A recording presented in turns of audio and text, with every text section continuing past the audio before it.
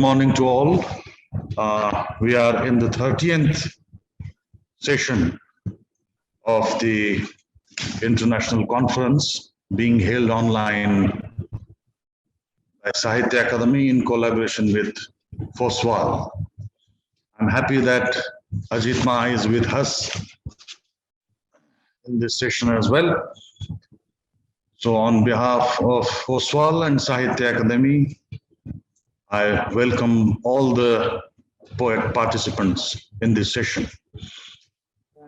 S. Padmanathan ji, eminent poet from Sri Lanka, chairs this session, and the poets present with us on screen are Alok Bhalla ji, MEENU ji, Tariq ul Ahsan ji, Mukund Prayas ji, Trina Chakravarti ji, and S. Padmanathan himself. So at the outset, I invite Alok Bhalla ji to recite his poems. Thank you very much. I'd like to first thank Ajit ji and congratulate her as usual for her courage and her hope that things will get better. I'll read to you only two poems. The first one is a new one, which is called In Memorial, Intizar Hussain. And I read this specifically because, sadly enough, Pakistan is missing from the SARC conference. And I hope someday SARC will and Pakistan will join once again to create a community of writers, poets, scholars. This poem is divided into 8 parts, and hence it's very short. It's called In Memorial Intizar Hussain, who I think was the great writer of the last generation of the Indian subcontinent. And I worked extensively on him. 1. He sent us a precious gift, a story about children playing near a well with chiming bells and bees humming over the damp earth. 2. At lunch, his wife whispered, "Do not tell him about the mazar under the banyan tree. He will at once leave to offer his homage to both." Ideograms of time under the shadow of eternity. 3. In his travelogue, he didn't write about his visit to our home in Hyderabad, for it is forbidden to reveal the secrets of one's hosts. 4. It is important to pay attention, he said, to the neem tree. In winter, it follows the rising sun. In summer, its yellowing leaves accompany the hot winds and mark the route of departing souls. 5. His father had advised him, if you want to be a poet, be patient, be still, wait. Listen to the tapping of a woodpecker and learn to scan the sounds of words. He got lost instead in the dark woods of Amir Hamza, where spirits spin stories of other enchantments. There is no rule book, 6. There is no rule book for immigrants to live by. Every time they cross a border, their nostalgias fade and are lost. Their dreams of a future are often in ruins. They cannot follow the middle path. 7. As he walked along the dry path around a field of wheat ripening in the sun, he saw sparrows twitter in the sky. Suddenly their wings caught fire and their bodies exploded. 8. Each of us lives at the edge of a cataclysm. That's one. Do you have time for a second one? Another short one? Okay. Yes, sir.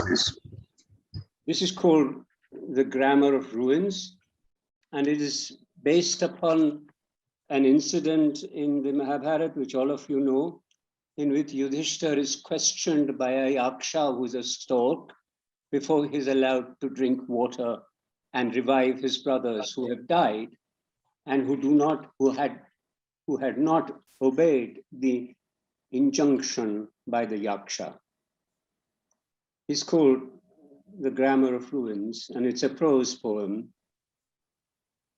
A penitent king once said, without any anxiety to be beautiful and virtuous, beautiful and happy, without the intoxication and the enthusiasm of courage and death, without the restlessness of conquerors.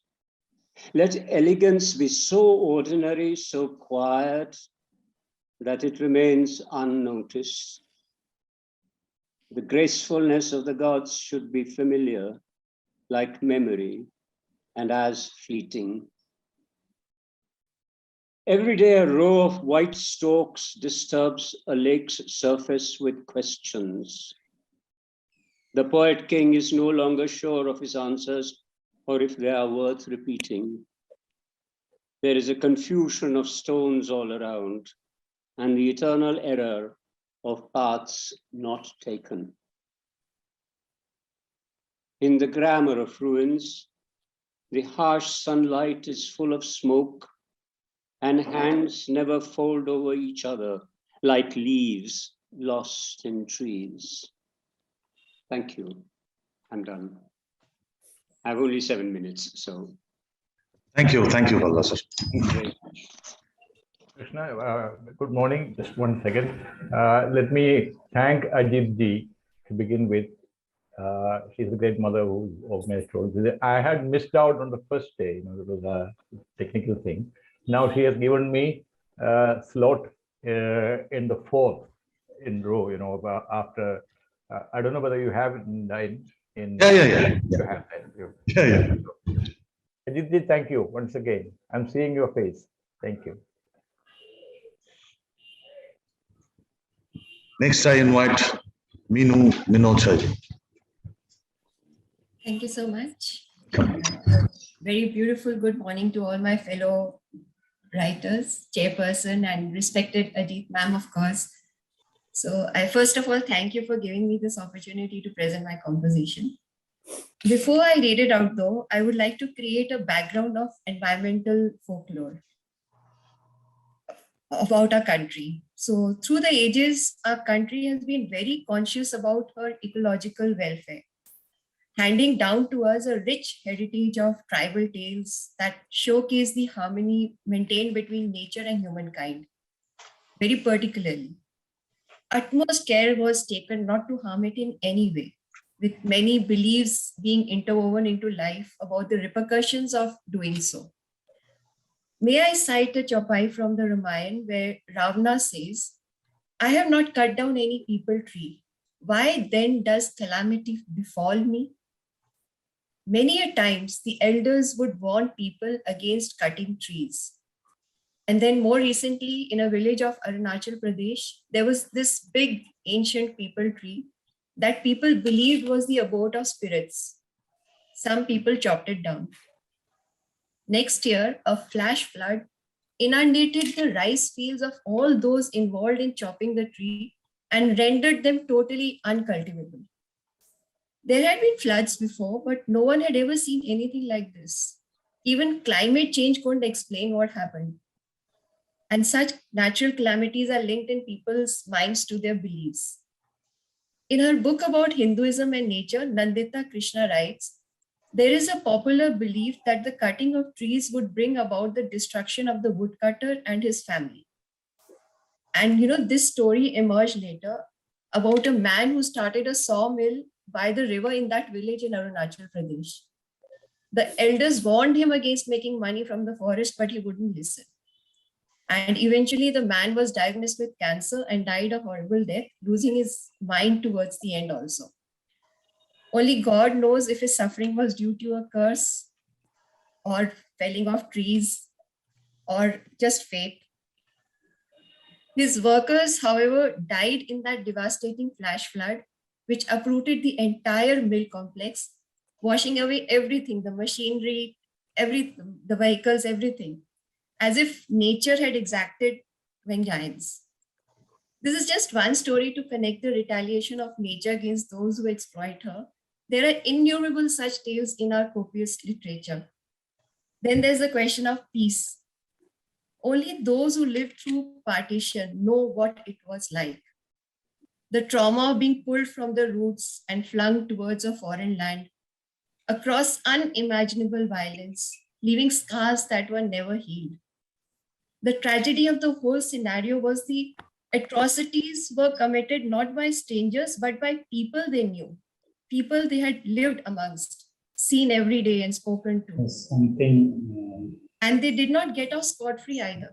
The perpetrators eventually met an inevitable end where entire lineages were wiped out. For what they were committing was not just a crime against their neighbors, it was a crime against a shared heritage. And this is reflected in what happened in Kashmir too. No one is the victor in such programs. What we give out, we get back. Then how easy can it then be to create a harmonious life? So I would like to now present my thoughts, and like they're coming directly from Mother Earth first. So I call it existence. Existence seemed so pure and enriching, till something called progress overwhelmed it. It altered my inherent perspectives, making me afraid for myself. Afraid I became of those high rises, for they dug deep into me. Afraid I became of those powerful engines, rolling and trampling all over me. Afraid I became of those mining giants, as my innards they did upset. Afraid I became of the dumped waste, for my soils did they pervade. Agonizing became my existence, a burden on those millions of fears that fashioned me to perfection. Then fears arose for my heart. Lovable no longer seemed the innumerable life forms I had created. Will I have compassion for them all? And they are there for my body as well, those fears. Will I be able to sustain them all? What if I prove inadequate and miss out on the lot? And then there is my brain, the source of my being. How do I convince it not to retaliate against my own kin? And most of all, I fear for my soul, the essence of all humanity. How can it not get wilted in the face of so much indignity?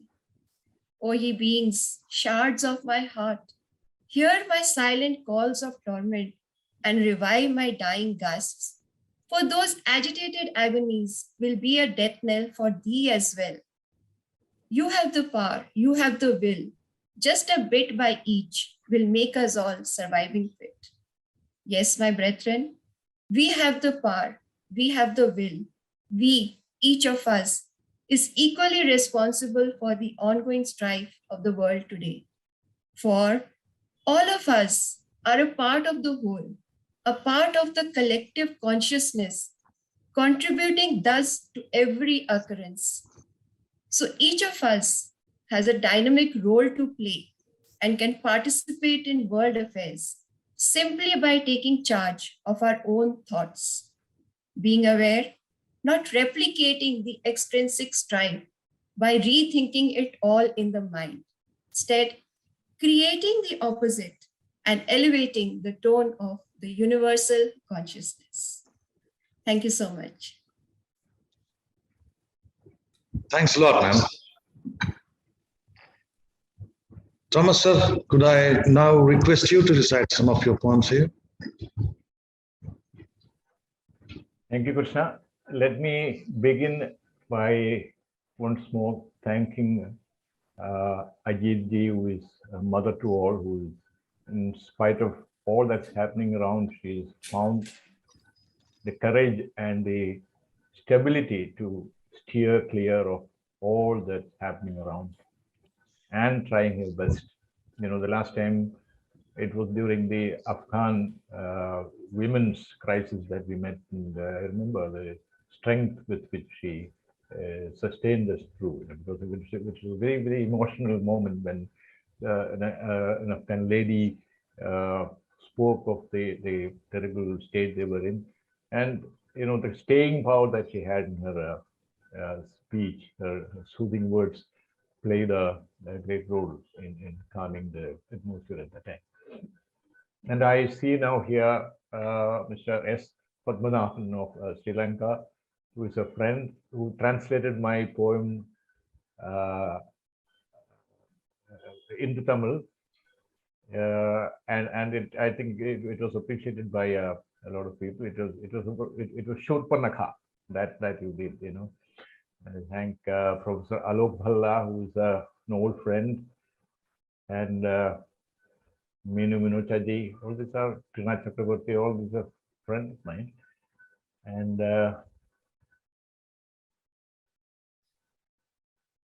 I missed the first session because of a technical problem. I could not attend. Now, Ajit ji has very kindly, motherly accommodated me, and I'm reading my poems now. My poems, some of them are about you know, the backdrop of the pandemic, so that will have some contemporaneity like that, and some are two are old ones. Old means a few years. It's old days. The first one is titled "In the Eyes of the Beholder." In the eyes of the beholder. It was a dream, and as dreams go, the details are vague. And Coleridge-like, I committed to this digital file what was fresh in my memory once I woke up. I was rolling on the marsh from where the waters of the backwater had receded at low tide. Most unnaturally, the ground was firm, the grass blades smoothed over by a deposit of silt, but miraculously not forming slush. I rolled on the floor, and there was no dirt sticking to my shirt, its snow-white appearance not sullied. Those standing around exclaimed, "You are rolling in mud. Get out of it before the high tide swells, before it is too late to save yourself." But I looked at myself, found that I was spick and span, and told the onlookers so. They gazed on far at the horizon as the tsunami wave of total annihilation was sweeping its way up.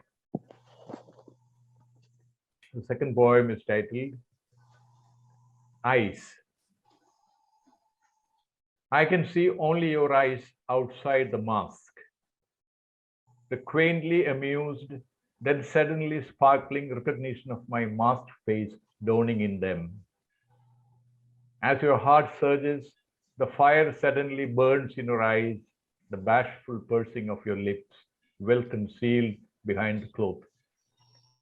The forward thrust of your body to fall into my arms arrested midway on second thoughts of keeping the distance. Withdrawing the outstretched hand, shying away for want of gloves. Unable to meet on campus, locked down for more than a year, missing your hug for so long, forgetting the warmth of your body's light press, avid to at least hold your hands. But you withdraw. The whole sequence of movements in this weird choreography, the phantom of a fiery lip lock groans. Now we can only stand 2 meters apart, hands crossed across our chests, and merely love with our eyes, employing Navarasa bhavas to the full. My next poem is titled Sarmad Shaheed. This is when I revisited the Juma Masjid area in Balimaran some time ago, which inspired two poems. This is the first one. The first one is on the martyr Sarmad, who was executed by the Emperor Aurangzeb. The king is naked, cried the innocent child. Power is naked, the unsheathed sword. Truth is naked too. Innocence can see it. The two often clash in battle, sparks flying. Sticking to nudity is the ultimate truth speaking. That's what Sarmat did, the absolute unconformity outside the frames of the established. If Mansur al-Hallaj declared, I am the truth, chanting Anal Haq, Sarmat did something similar, saying only the La ilaha part of the Kalima, leaving out Illallah, perhaps implying there is no God outside but within oneself. Dazed by the unraveling, Aurangzeb had him beheaded outside the eastern gate of the Juma Masjid, where the headless Sarmad danced on the steps, carrying his head in his hands before giving up the ghost, as the legend goes. Standing on the very steps, I frame a picture of his red dargah below, with the Kila-e-Mualla, or the exalted fortress, which was eventually reduced to the simple Lal Kila to suit the latter-day reality of total decrepitude looming in the skyline behind. The next poem is Halip's Haveli in Balimaran Road. The timeless poet shares his home now with a shop. Never mind, faring better than many of Delhi's beloved bards who upheld the Ganga Jamuni Takshib and yet have left no earthly trace. One can only gaze around at the relics of his life with a lump rising to one's throat. Such exalted conceits, wordcraft, humor, unbending sense of honor bruised by history's nasty turns. Perpetually in debt, yet never perturbed in his angelic self. Homeless, ever roaming in spirit, he would have little value for a majestic dwelling place like this. He would even forgive the garish facelift given to his long-lived-in one-time quarters. He knows these, and the countless tomes turned out about him are well-meaning attempts to keep his memory alive. He would even forgive this, my lame verse in his name. Thank you.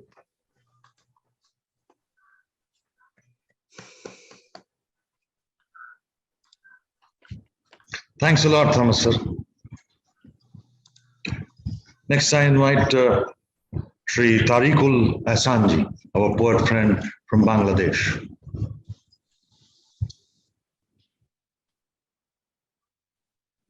Please unmute yourself, sir.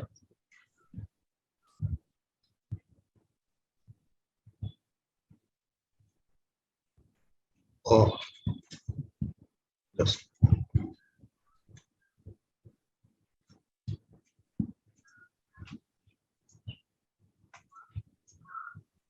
Hello.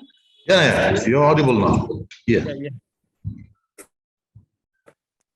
Thank you, everybody. Thank you. Good morning. And the Honorable Chairman of the session. And thanks to the Sri Ajit Kaurji, the mom, and the persons, poets, fiction writers, and every person behind the screen listening me. So I'm from Bangladesh, University of Rajshahi. I'm just recite my poems. Actually, I am reading out it. Recite is an art, you know better. However, I will try my poems, 4 poems, if the time permits. However, the first poem is that the mad. The mad, before becoming mad, I was so restless to find out all sorts of errors of others, making funny comments and turning warmth into a quarrelsome situation. Even I couldn't tolerate any sensible person. I tried to make their life a hell. Nobody knew I was the culprit behind. Then I passed my life like an actor, and finally I become a mat. The first sign is seen in my wrong sense getting demolished. I used to think that all is well. The new symptom arose. All persons seem to me known. I agreed that all are better than me and I have no enemies. My family tried many a time to bring me a doctor, but I refused because I realized that I was ill in the past and I am seriously sound now. The next, the bark. Here some explanation from me that there are some terminology in Bengali very much used. It's not clear to you, but I have no way to produce it. The bark. Suppose the night left making her own way through very busy clock stick, or cried it with some signals in deep shimul bush embracing the red flower. It knew little of that. How much does the mendicant now know the Nalanda? What is written in different pitok? What's the fire that made the tree to ash or the bark? Our roses come red, receiving blood from our heart. Our footprint draws the streets and avenues. Place continues with wind. New man makes noises near the ear. The inner world drags like an old ruined farmer. The dead leaves arrange festivals before eyes. But we have counted years of civilization in the bark. Only history, only dust and some uncolored butterflies. Someone composed the last part of our song. Another poet, I didn't understand its meaning, but got pleasure in silence. Picasso called us many times in the eye of color. You may wipe off your rhythm from the kingfisher settled in the bamboo tree. Let's see everything clearly. See how many bluish glass hoopers in paddy fields sit faking kakatua in a kamranga tree. Very turbulent wave in the world. Rustic as it is gunpowder in wine. But Shalik calls me in morning. I have to go to the green world. The third one, Ubuntu. Ubuntu is a very technical word. It's very much related to computer. However, here is in different meaning. Ubuntu. I also thought I would go to Bodhi like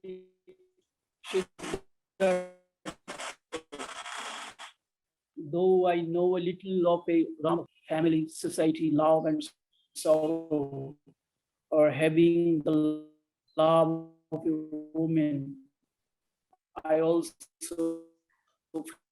frequently would like to be a bowl across the path Nadia.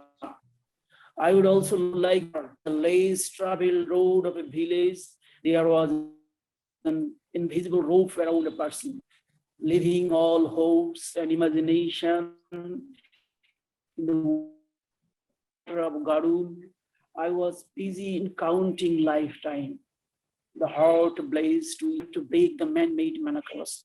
The boy made my kite go katta by his latai.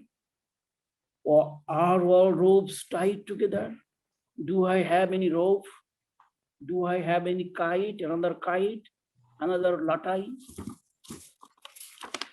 The last, obsession. Do you have a railway carriage whistling every morning beside your home? Or a lace-watered river passing through your home every day? Water and sand make our belly so profound. Do you have any mango tree peering towards the sky? A Cadbury plays random games on a boroi tree, or a Shadbaila offering quartz with a partner in your yard? I am eagerly waiting to know how the whole world changes by the trained leg of toil, tainted red leg of toil. Do you tell me how the sun, being impressed by the little river, or how Mars shocked the setting sun? I think all the day how the river in my eyes runs silently. I think how the pinge makes tune, Ghashporing colors me always. Does your Shirish blow mass wind? Or Shama in Shimul? Or butterfly in Jarul? Or kingfisher with a sharp eyes in the browns of a babla? Thanks to all. I hope we will meet again physically. This is my pleasure for me that I miss. Also, I missed 3 or 4 years to join. Even we have a ticket of my year ticket, but we missed the conference 13 March when Corona embraced our everybody.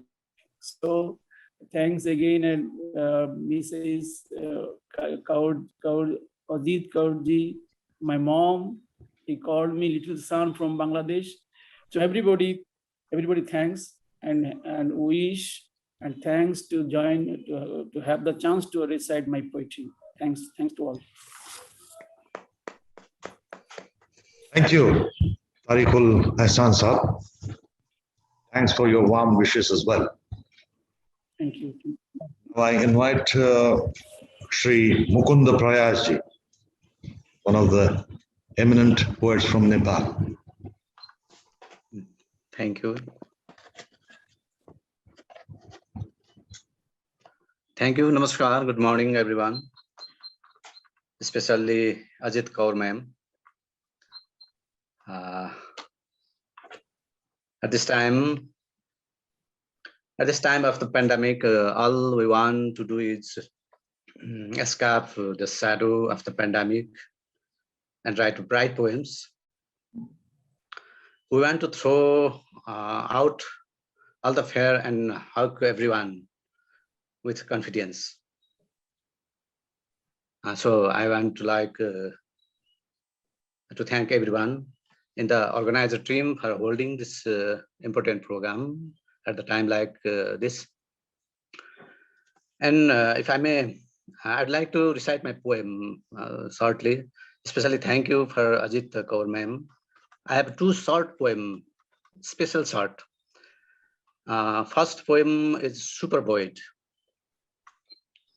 Title is Super Void. Like the dry leaves all over the ground, written on them the story of dire separation with the tree.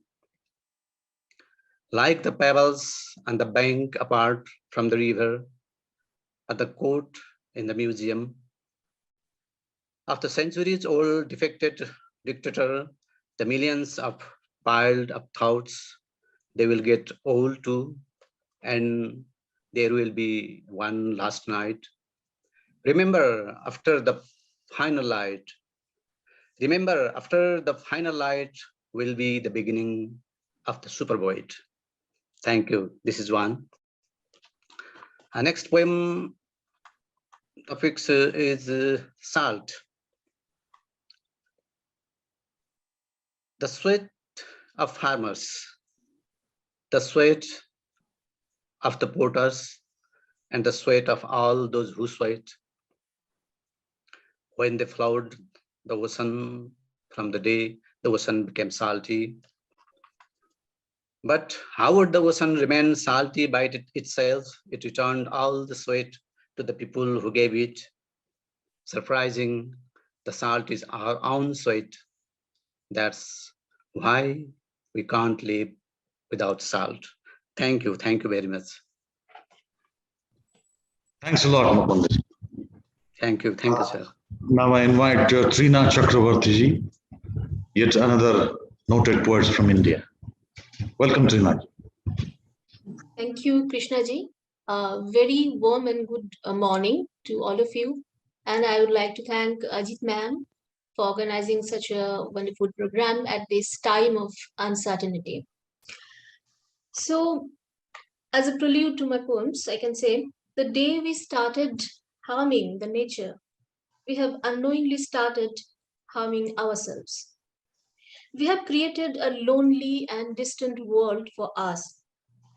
My poems, which I have selected to read, are all about this distant world within us. I would like to read my poems from this book, Bridge on the 32nd Floor. Actually, I had a wish to launch this, my translated book of poems in this program. So here is the book, The Bridge on the 32nd Floor.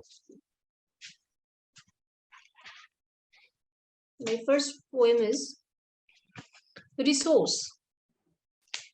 Once upon a time, I used to stand on the roof and think about faraway things. Now, I think about the roof from far away. I cannot believe. I see the leaves blowing away. I find dust on my railing drooping days. I always wanted a distant space. Many a times, I wanted to come back to my roof. Quite a few houses standing one after the other, an easy day sidestepping the telephone. Empty streets, wide awake in their oblique existence. I watch everything from afar. I think about the roof from far away. Once upon a time, I used to dream of the faraway standing on the roof. The next poem is The Train in the Train of Mist. Now I can reach Meghatuburu any day. I mingle with the crowd in the train of mist. It feels a bit chilly. I see the harpoon stuck on the window glass. I see through the glass. I'm standing still. The river is shivering out of the route map. One after another, the unknown stations rise up. Before I could know my destination, I'm leaving behind the bearable city. Thus, very easily, any day, I can reach Meghatuburu, where the gatekeeper extends his hand to open the fountain, and I manage to stand carefully inside the open mouth of the spotlight.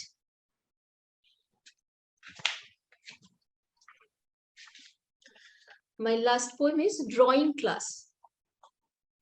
A person had taught me to draw a tree, how to gradually fill colors in the wood, how the stalks will grow alongside the main trunk, and many other extensive and finer branching techniques. And at the last, to draw the leaves. How will they look from far, from near?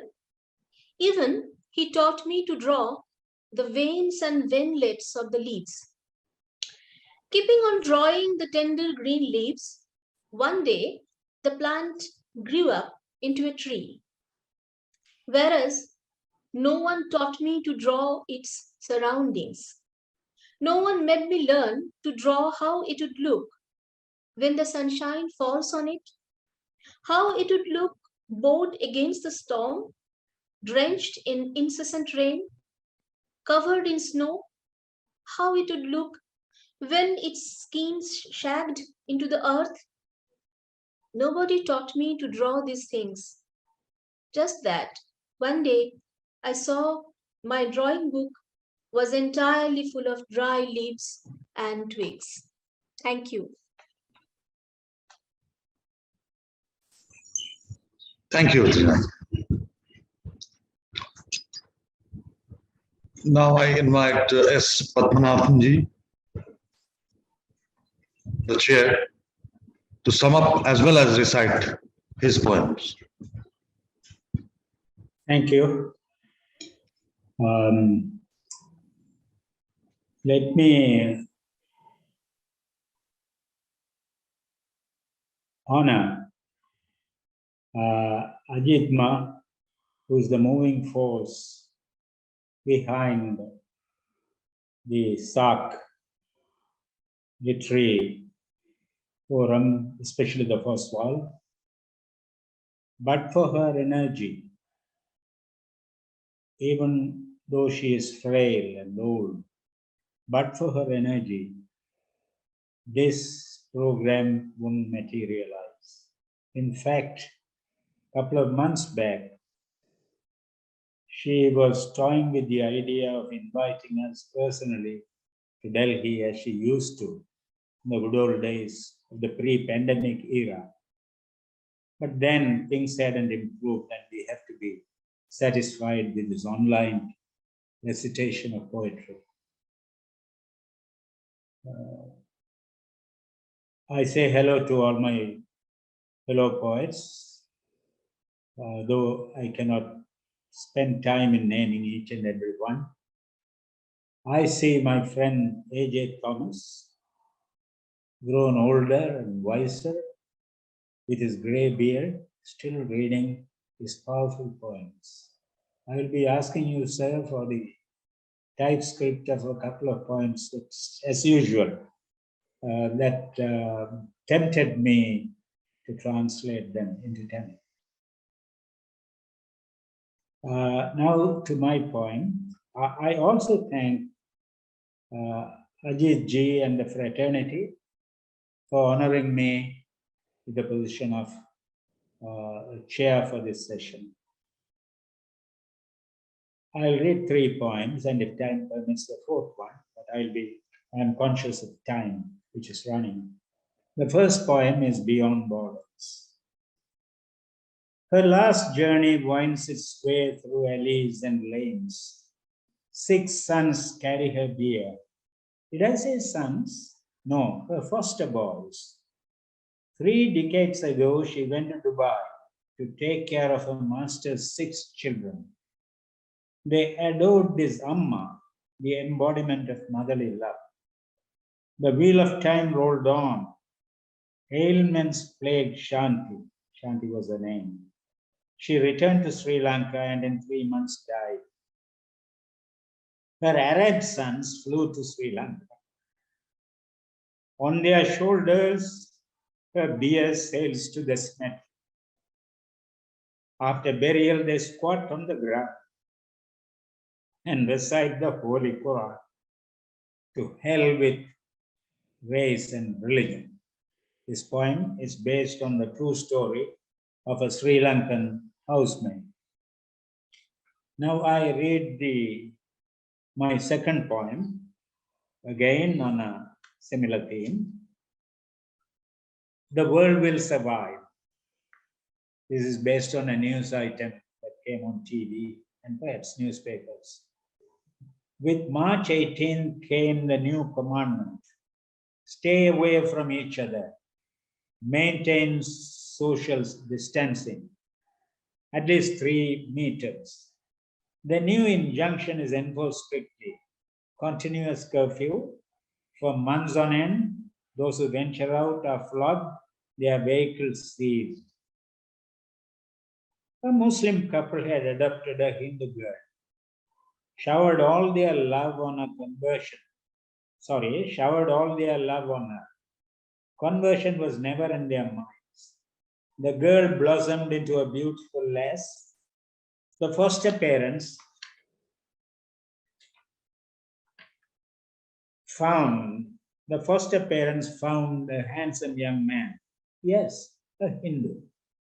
A solemn marriage ensued. The Muslim father gave away his foster daughter to the Hindu groom. I repeat, the Muslim father gave away his foster daughter to the Hindu groom. To me, this silver lining on the dark corona cloud. To me, this is the silver lining on the dark corona cloud. So long as there are liberals like the Muslim couple, in a world swayed by fanatics, I shout from the rooftop, not everything is lost. Don't despair, the world will survive. Now to my third poem.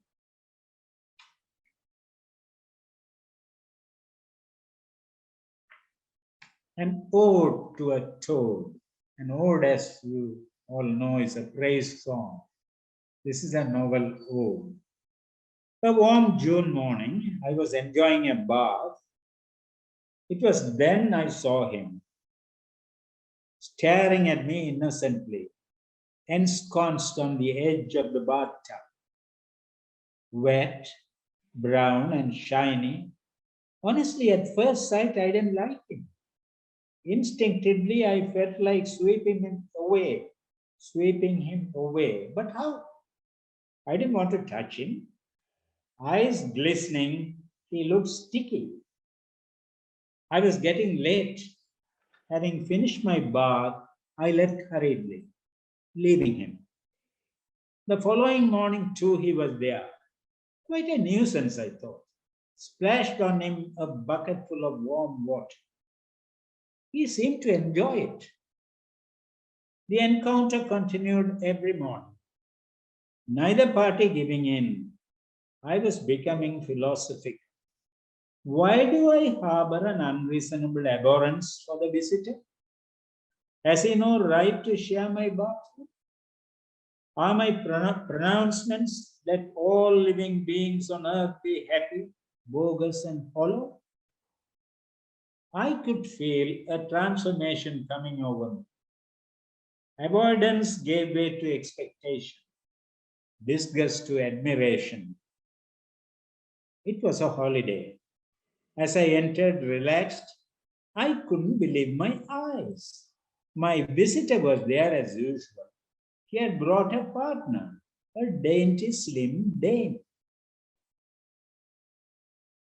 Oh, no, no, I cried. You both would bring forth a litter of tadpoles and oust me from my bathroom. Tampatum, croaked the dainty dame. Seeking asylum? Tampatum. Okay, I relented. But be careful, a rattlesnake frequents our garden. My mind is at ease. When monsoon commences next month, I'll go to sleep, lulled by the cacophony. Tampatum. Not a bad prospect, is it? Thank you for the hearing and attention. Thank you. Thank you, sir. Thanks a lot. Well, four of our poet friends could not join in. Suman Pokhrel from Nepal, Arundhati Subramanyamji from India, Rajani Dhakal, and Yuvraj Nayagare from Nepal. Four of these poet friends could not join in. Thank you. Thanks all the dear poets for being with us in this session. Thanks a lot. Thank you.